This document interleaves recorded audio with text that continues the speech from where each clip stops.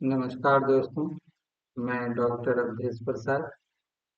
आज दिनांक 17 मई 2026 है।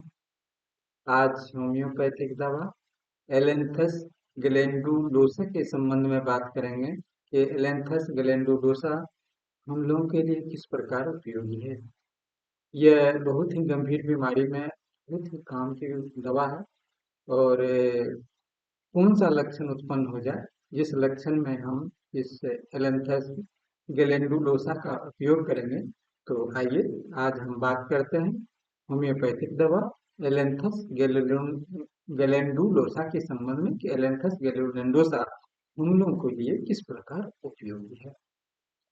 एलेंथस गैलेंडुलोसा एक ऐसे वृक्ष से तैयार होता है जो पेड़ देखने में तो बहुत सुंदर, लेकिन जब इसका पेड़ पर फूल आती है तो फूल से इतनी बदबू निकलती है कि इसके पास कोई रह नहीं सकता। और यह दवा मुख्यतः इससे जो दवा बनता है, यह दवा मुख्यतः डिप्थीरिया, फॉलिक्यूलर टॉन्सिलाइटिस, रक्त ज्वर, स्कारलेट फीवर, किसी भी बीमारी में शरीर के त्वचा का रंग जो है एक नारंगी हो जाता है। चेहरा जो है सो महोगनी की लकड़ी की तरह काला हो जाता है। अतिसार, अमाशय हो और रक्त हो अथवा किसी भी बीमारी में बहुत कमजोरी के साथ तेज और क्षीण इसकी नाड़ी चलती है। और आदि बहुत सारी पीड़ाओं में इसका उपयोग जो है वो किया जाता है। इसे इसका जो है स्कारलेटिना सरीखे गले के रोगों में तथा दाने न उभरने के बीमारियों में इसमें भी इसका उपयोग किया जाता है। स्कारलेटिना एक संक्रामक रोग है। स्कारलेटिना में नारंगी रंग के जैसे दाने जो है वह त्वचा त्वचा पर उभर आता है। इस समय ज्वर भी होता है और बहुत अधिक ज्वर हो सकता है। रोगी तंद्रा में रहता है और डिलीरियम भी हो सकता है इसका। ये डिलीरियम में रोगी जा सकता है। इस समय इसका गला सूजा हुआ रहता है और अंदर से काला और नीला दिखता है। टॉन्सिल जो है बहुत बढ़ जाता है। इसे बदबूदार पतला और टॉन्सिल से रस निकलता है। स्कारलेट ज्वर जो है किसी मौसम में बहुत हल्का होता है, दाने आसानी से निकल जाता है और ज्वर भी अधिक नहीं होता है। रोगी को केवल इस स्थिति में गर्म कमरे में अगर रखा जाता है तो रोगी बिना दवा का ही ठीक हो जाता है। फिर दूसरा जब दबाता है, दूसरा स्टेज जब इसका आता है, वह थोड़ा कष्टकर होता है।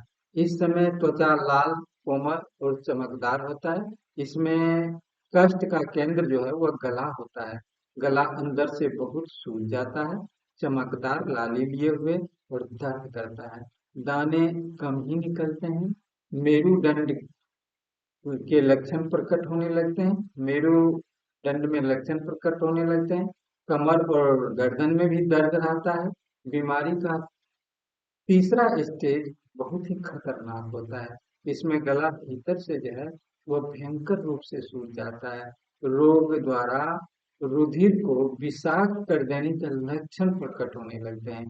टॉन्सिल सूज जाती है, त्वचा फूल जाती है, मुंह से दुर्गंध आने लगती है और यह एक गंभीर स्थिति को इंगित करता है। यहाँ पर इलाज होना बहुत जरूरी होता है। तो रोगी बिल्कुल खतरे में पड़ जाएगा। और इस गंभीर स्थिति में भी शरीर पर दाना जो है, जो नारंगी रंग का दाना होता है, वह कम ही निकल सकता है या अधिक भी हो सकता है। इस स्थिति में चमड़े को अगर उंगली से दबाया जाता है तो वहां पर का खून जो है सो छोड़ने पर समय लगता है आने में। अगर इस तरह की स्थिति रोगी में पैदा हो तो समझ जाना चाहिए कि रोगी कुछ गंभीर स्थिति में है। जैसे छोटी चेचक जब किसी को निकल जाता है, रोग बिगड़ जाता है, दाने नहीं निकलते हैं या निकल कर दाना, चेचक का दाना निकल करके दब जाता है, नीले नीले रंग के हो उसका चेहरा हो जाता है। यहाँ पर भी जो है एलेंथस गैलेंडुला, यहाँ भी इसका उपयोग होता है। दोस्तों, एलेंथस गैलेंडुलोसा का लक्षण यहीं तक। फिर दूसरे वीडियो में दूसरे दवा के संबंध में बात करेंगे। धन्यवाद।